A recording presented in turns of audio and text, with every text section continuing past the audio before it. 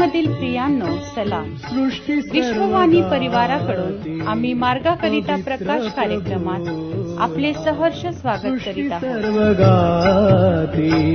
पवित्र प्रभूला वंदू त्या देवाला, वंदू त्या देवाला.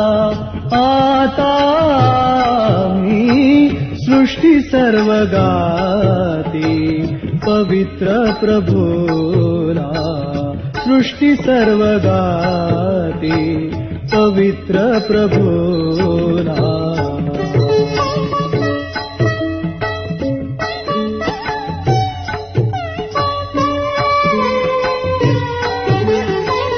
दूत सर्व गाती पवित्र पवित्र, दूत सर्व गाती पवित्र पवित्र. नित्याची पवित्र, नित्याची पवित्र. वंदिती ते सृष्टी सर्व गाती पवित्र प्रभूला, वंदू त्या देवाला. आता मी सृष्टी सर्व गाती पवित्र प्रभूला, सृष्टी सर्व गाती पवित्र प्रभूला.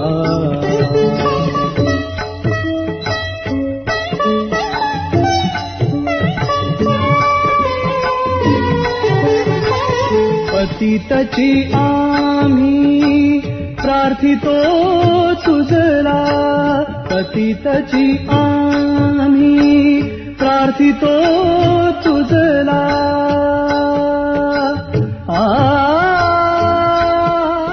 आजच्या मननाकरिता देवाचे वचन मत्तेकृत शुभवर्तमान अध्याय 6 ते 8 ही वचने. मत्तेकृत शुभवर्तमान अध्याय 6 5 ते 8 ही वचने. तसे जेव्हा जेव्हा तुम्ही प्रार्थना करिता तेव्हा तेव्हा ढोंग्यासारखे असू नका, कारण लोकांनी आपणास पाहावे म्हणून सभास्थानात व चव्हाट्यावर उभे राहून प्रार्थना करणे त्यास आवडते. मी तुम्हास खचित सांगतो की ते आपले प्रतिफळ भरून भरून पावले आहेत.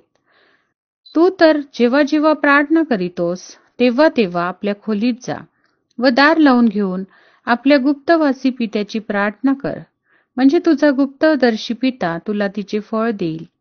तुम्ही प्रार्थना करिता तेव्हा परराष्ट्रीयांसारखी व्यर्थ बडबड करू नका. आपण पुष्कळ बोललो म्हणजे आपले मागणे मान्य होईल असे त्यांना वाटते. तुम्ही त्यांच्यासारखे होऊ नका, कारण तुमच्या गरजा काय आहेत हे तुमचा पिता तुम्ही त्याच्यापाशी मागण्यापूर्वीच जाणून आहे. प्रभू परमेश्वर या वचनांद्वारे आपला आजचा दिवस आशीर्वादित करो.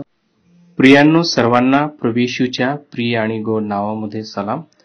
आता जो शास्त्र भाग आपण या ठिकाणी वाचला, यामध्ये प्रभू येशू ख्रिस्त गुप्त धर्माचरण कसे असावे याविषयी बोलत आहे. त्यामध्ये आम्ही पाहतो की प्रार्थनेविषयी तो बोलत आहे. आमची प्रार्थना कशी असावी. ज्यावेळेस आम्ही प्रार्थना करतो त्यावेळेस आम्ही ढोंग्यासारखी प्रार्थना करू नये, कारण प्रार्थना करणे म्हणजे देवाशी बोलणं. म्हणून आम्ही देवाशी बोलत असताना ढोंगीपणाने प्रार्थना करू नये, कारण जर आमच्या अंतःकरणात एक आणि ओठावर एक असेल तर ती आमची प्रार्थना मान्य होणार नाही. आणि दुसरी गोष्ट म्हणजे आम्ही केलेल्या चुकीचं आम्हाला प्रतिफळ मिळेल. म्हणून प्रभू येशू ख्रिस्त लूकास शुभवर्तमान याचा 18वा अध्याय आणि 9 ते 14 या वचनामध्ये परुषी आणि जकातदार या दोघांविषयी बोलत आहे. परुषीने कशा प्रकारे प्रार्थना केली, त्याच्यानंतर जकातदाराने कशा प्रकारे प्रार्थना केली. म्हणून आमची प्रार्थना देवाला वीट आणणारी नसावी. म्हणून प्रभू येशूच्या म्हणण्याप्रमाणे ज्यावेळेस आम्ही प्रार्थना करतो त्यावेळेस आम्ही आपल्या खोलीत जाऊन दार लावून आपल्या गुप्तवासी पित्याची प्रार्थना करावी, म्हणजे आपल्या प्रार्थनेचं आपल्याला उत्तर मिळेल, प्रार्थनेचं आम्हाला फळ देखील मिळेल. कारण इर्मया 33:3 मध्ये म्हटलेलं आहे, मला हाक मार म्हणजे मी तुला उत्तर देईन. म्हणून प्रियांनो, प्रार्थना करणे म्हणजे देवाला हाक मारणे.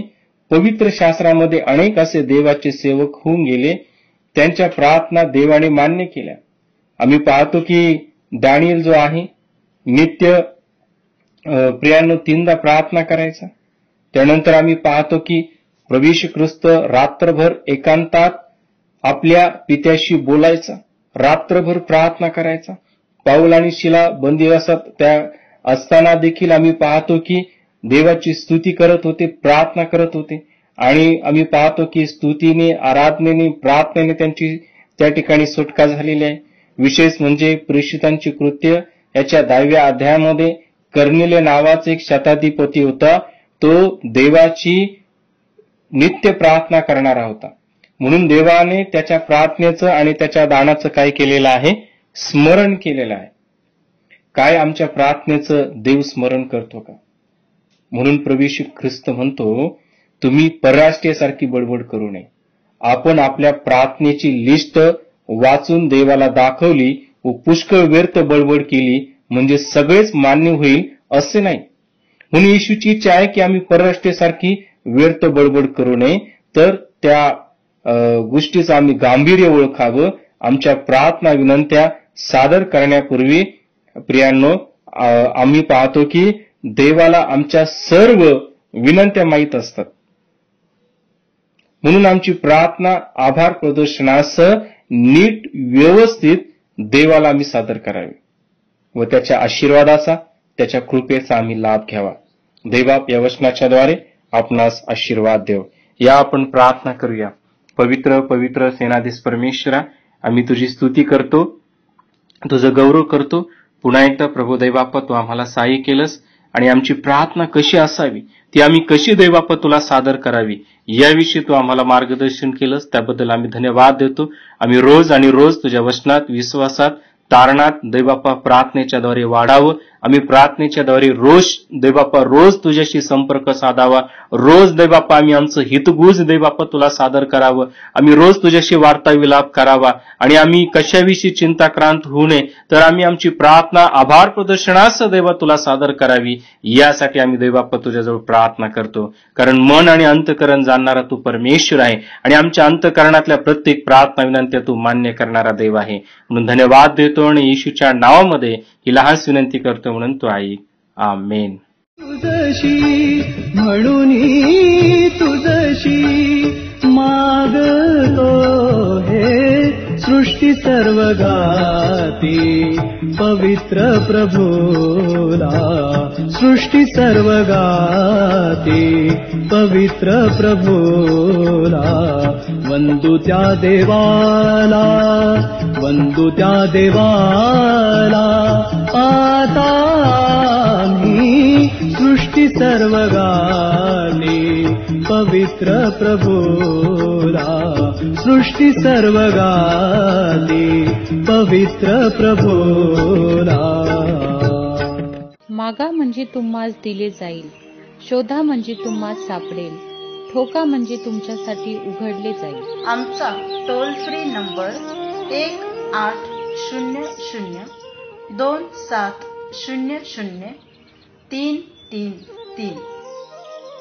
आम्ही आपणासाठी या नंबरवर प्रार्थना करण्यास उपलब्ध आहोत. धन्यवाद.